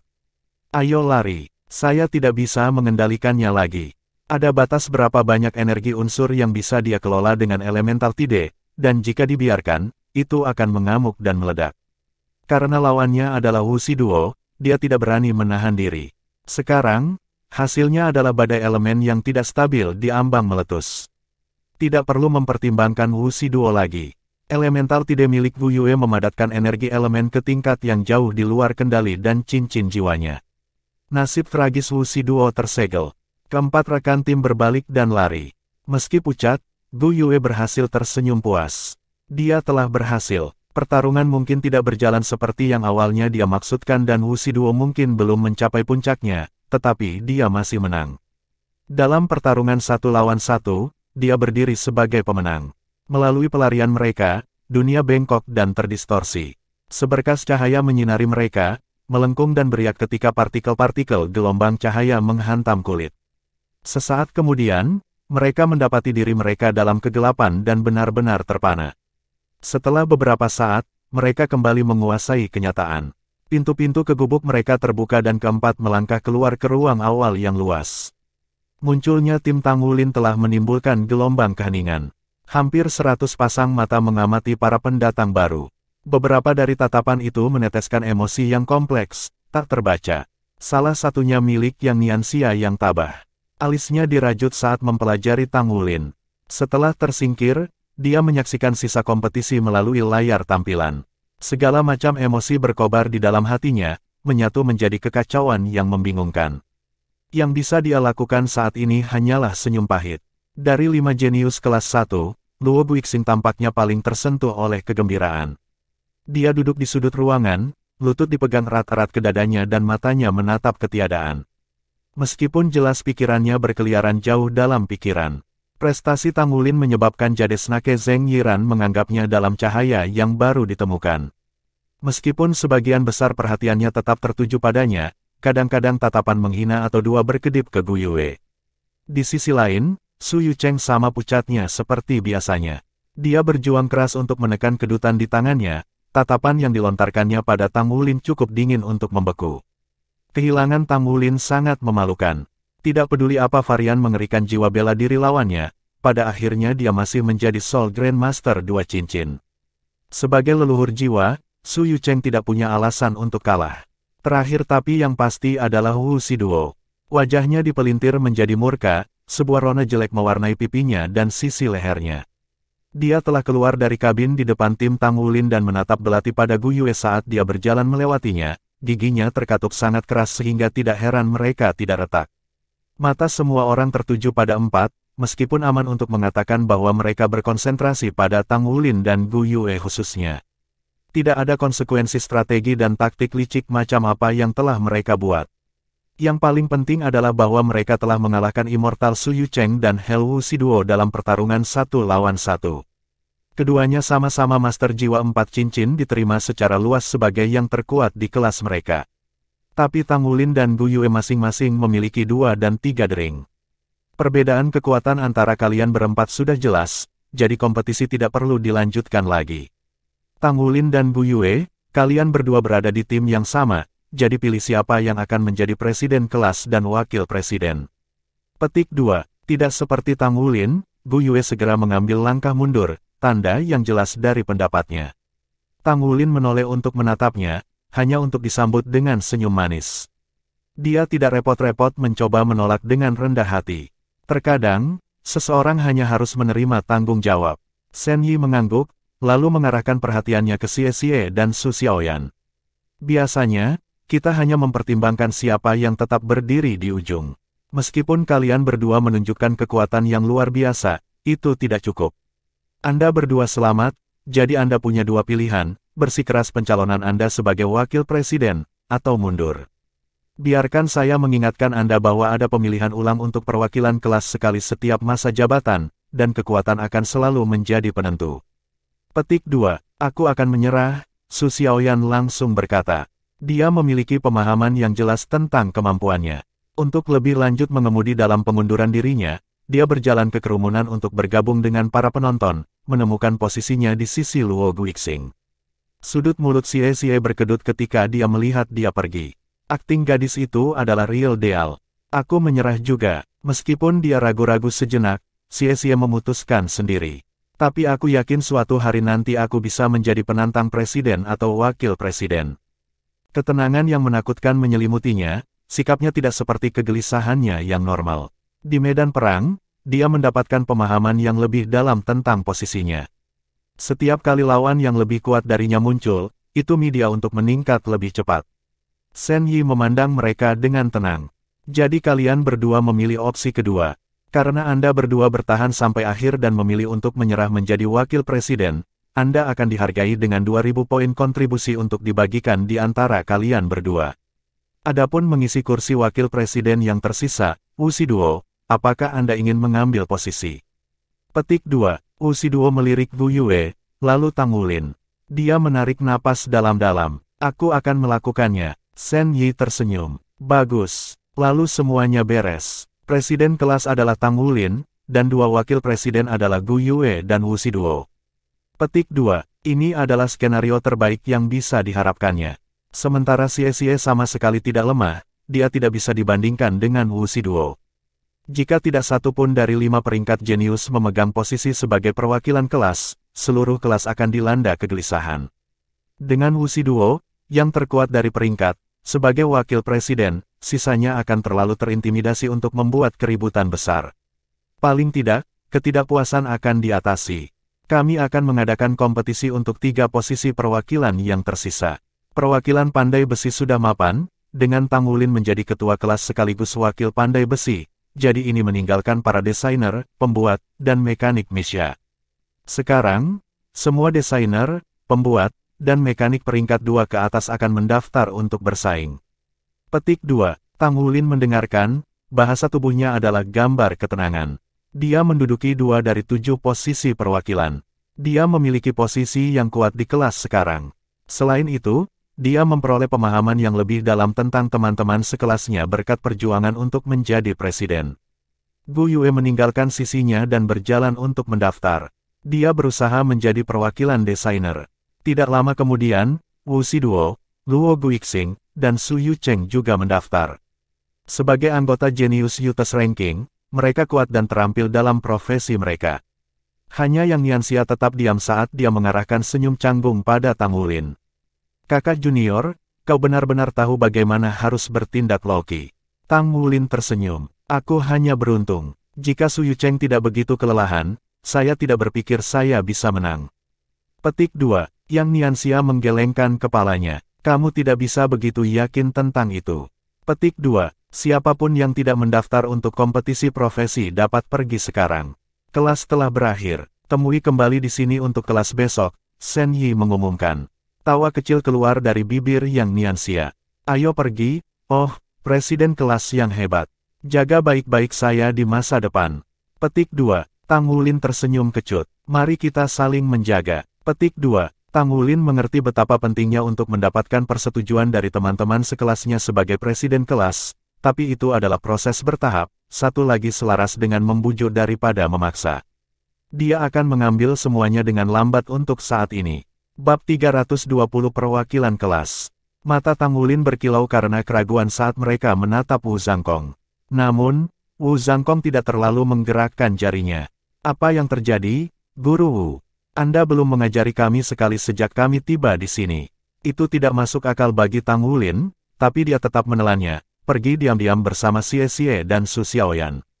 Setelah menginjakkan kaki ke aula, Xie Xie langsung berlari ke asramanya. Dia sangat ingin merenungkan apa yang telah dia pelajari hari ini, diambang membuat terobosan. Su Xiaoyan adalah gambaran ketidakpastian. Kapten, menurutmu apakah aku bisa berkembang di Shrek? Semua orang sangat luar biasa di sini. Meskipun dia bertahan hingga akhir kompetisi, itu sebagian besar karena kepintarannya. Dia telah menyembunyikan dirinya di tim Luo Guixing, kemudian bersatu kembali dengan rekan satu timnya yang sebenarnya. Hanya di bawah sayap mereka dia bertahan begitu lama. Karena itu, dia mengerti betul betapa lemahnya dia, terutama di siang hari. Tang Wulin menanggapi dengan senyum meyakinkan. Jangan meremehkan dirimu sendiri. Anda tahu, ketika jiwa bela diri saya pertama kali terbangun, itu hanyalah rumput perak biru. Tapi saya tidak pernah menyerah dan maju selangkah demi selangkah. Dan sekarang, saya telah datang sejauh ini. Anda dapat melakukan hal yang sama. Selain itu, jiwa bela diri Anda adalah varian yang luar biasa. Saya yakin begitu peringkat jiwa Anda lebih tinggi, Anda akan dapat memamerkan kekuatannya yang sebenarnya. Dengan kesadaran medan perang Anda dan jiwa bela diri yang lebih baik, siapa yang tahu seberapa terang Anda bisa bersinar? Su Xiaoyan bersinar. Ya, kamu benar. Saya harus melakukan yang terbaik dan menjadi lebih kuat. Tang Wulin tidak bisa menahan tawa. Senang melihatmu tidak kehilangan kepercayaan diri dengan mudah. Ekspresinya yang bermasalah sebelumnya tidak bisa ditemukan. Jika profesi kedua adalah menjadi seorang aktor, maka dia akan menjadi perwakilan kelas untuk itu tidak diragukan lagi. Ketika mereka tiba di kamar asrama mereka menemukan Xie Xie sedang bermeditasi. Tang Wulin bergabung dengannya tanpa henti. Makan siang sudah dekat, tapi dia tidak bisa menyia-nyiakan sedetik pun. Saat makan siang, perwakilan kelas untuk kelas 1 telah ditetapkan. Guyu menjadi perwakilan desainer, memegang dua posisi seperti Tang Wulin. Dia kemudian mengetahui dari Yang Nianxia bahwa dia adalah desainer peringkat keempat. Dia tidak pernah repot-repot memberitahunya. Banyak orang memilih untuk berjalan di jalur desainer media, namun dia berhasil mengalahkan semua orang di kelas mereka. Jelas betapa terampilnya dia. Kursi pembuat pergi ke Luo Guixing, yang berada di puncak peringkat ketiga. Bukan berarti dia tidak memiliki persaingan, Su Yucheng bertarung sengit dengannya untuk posisi itu, sampai-sampai Lu Guixing hampir kalah. Terlepas dari apa yang disarankan oleh kecantikannya, Wu Siduo sebenarnya adalah seorang mekanik yang terampil. Dia mengambil mahkota perwakilan mekanik. Mekanik tidak boleh dipandang rendah. Mereka harus berpengalaman dalam desain dan proses pembuatan. Itu bisa dibilang profesi hibrid. Meskipun seorang mekanik tidak akan pernah mencapai puncak di kedua bidang, mereka harus cukup tahu untuk mensintesis kedua sisi untuk memperbaiki mesia yang rusak. Di peringkat ke-6, mekanik mesia akan cukup terampil untuk memperbaiki armor perang. Mereka adalah talenta yang membutuhkan waktu lama untuk berkembang. Selain itu, karena lebih sedikit orang yang memilih untuk menjadi mekanik, mekanik yang terampil lebih diminati daripada perancang atau pembuat yang terampil. Jumlah orang yang memilih jalan ini hanya selangkah di atas pandai besi. Jumlah pengetahuan yang dibutuhkan membuat sebagian besar orang takut. Meskipun ketujuh posisi perwakilan telah ditempati, hanya ada 4 perwakilan, ketua kelas dan perwakilan penempaan Tang Wulin, wakil presiden dan perwakilan desainer Gu Yue, wakil presiden dan perwakilan mekanik Wu Siduo, dan terakhir, perwakilan pembuat Luo Guixing. Secara kebetulan, Tang Wulin mendengar saat makan siang situasinya serupa di kelas lain. Mereka yang berhasil menjadi presiden atau wakil presiden biasanya hebat dalam profesinya, dan lebih sering daripada tidak, memegang banyak posisi. Bahkan ada seorang jenius yang menjadi desainer, pembuat, dan perwakilan mekanik, serta wakilnya, presiden. Mereka akhirnya memasuki pelataran dalam, jadi sekarang hanya akademi yang mengetahui ketinggian kemampuan mereka. Dengan masalah ini diselesaikan, kelas berjalan lancar. Tang Wulin melangkahkan kaki ke Asosiasi Pandai Besi di sore hari. Dia tidak kekurangan poin kontribusi untuk saat ini dan dia memiliki lebih dari cukup untuk memberi makan dirinya sendiri. Prioritasnya saat ini adalah meningkatkan kultivasinya dan mendapatkan cincin jiwa ketiganya. Dan begitu dia mencapai ini, dia akan berusaha untuk menyempurnakan roh sekali lagi. Meningkatkan peringkat jiwanya sangat penting karena ketidakseimbangan antara peringkat jiwanya dan peringkat pandai besi. Tidak ada jalan pintas untuk meningkatkan kekuatan jiwa seseorang. Yang bisa dia lakukan hanyalah berkultivasi tanpa henti dan tumbuh perlahan. Su Xiaoyan mengikuti petunjuknya dan melompat ke meditasi. Dia selangkah lagi dari menembus peringkat 30 dan mendapatkan cincin jiwa ketiganya. Dia gemetar karena kegembiraan memikirkan keterampilan jiwa baru apa yang akan dia dapatkan, belum lagi jiwa roh keduanya. Namun, saat mereka bermeditasi dalam damai, seorang tamu tak diundang muncul di sudut berbeda dari asrama siswa yang sedang bekerja. Jadi aku akan tinggal di sini mulai sekarang. Yue Zhengyu menjatuhkan diri ke tempat tidur di seberang tempat tidur Yuanen. Hampir seketika, Yuanen merengut. Ini kamar saya, keluar. Yue Zhengyu mencibir. Milikmu, ini milik akademi, bukan milikmu. Akademi menugaskanku ke ruangan ini, jadi kami teman sekamar sekarang. Kami berdua siswa kelas 2 loh. Atau apakah Anda takut saya akan menemukan rahasia Anda? Tidak, aku benar-benar membencimu, Yuanen menggigit. Yue Zhengyu baru saja bergabung dengan kelas 2 dan sudah membuat keributan sepanjang hari di kelas. Jika bukan karena kurangnya pengalaman, dia mungkin akan menantang ketua kelas untuk posisi mereka. Sial baginya, ketua kelas 2 tidak lain adalah Yuanen, seorang siswa pekerja yang sangat dihormati. Yuanen bangkit dan menuju pintu. Kemana kamu pergi? Aku akan meminta perubahan kamar. Yuanen menanggapi dengan nada sedingin es. Aku merasa muak membayangkan berbagi kamar denganmu. Anda adalah pengaruh buruk pada kultivasi saya. Anda, jika kamu pikir kamu sangat baik, maka tandinglah denganku. Tapi Yuanen meninggalkan ruangan tanpa mengucapkan sepatah kata pun. Yue Zhengyu menjerit tanpa suara, matanya masih terpaku pada pintu yang tertutup. Orang itu, dia harus menekan keinginannya untuk bertarung dengan Yuanen. Terlepas dari dorongannya, Yuanen menolak permintaan sparingnya setiap saat. Dia mengira provokasi publik di depan seluruh kelas akan berhasil, tetapi tidak sekalipun persona ketua kelas yang keren itu mengeluarkan suara.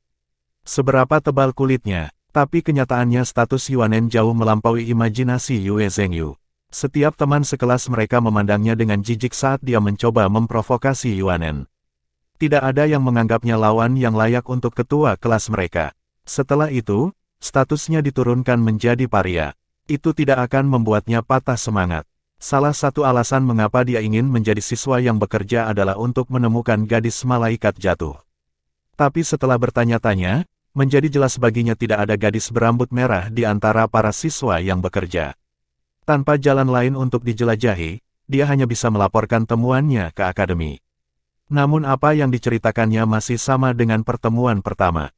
Mereka mengatakan kepadanya bahwa akademi akan menanganinya, dan sebagai siswa, tugasnya adalah belajar daripada mengejar usaha yang sia-sia. Namun, ada lapisan perak untuk semua ini. Yue Zhengyu selalu dibawa dengan legenda para siswa yang bekerja. Sekarang dia sendiri adalah seorang siswa yang bekerja, dia bahkan lebih penasaran. Meski memasuki pelataran dalam adalah anugerah baginya, dia ingin tahu lebih banyak tentang tipe orang yang mengibarkan bendera mahasiswa pekerja. Sekarang, dia akan bisa melihat sendiri. Adapun untuk menjadi teman sekamar Yuanen, itu benar-benar di luar kendalinya dan perbuatan akademi. Mereka berdua adalah siswa kelas 2.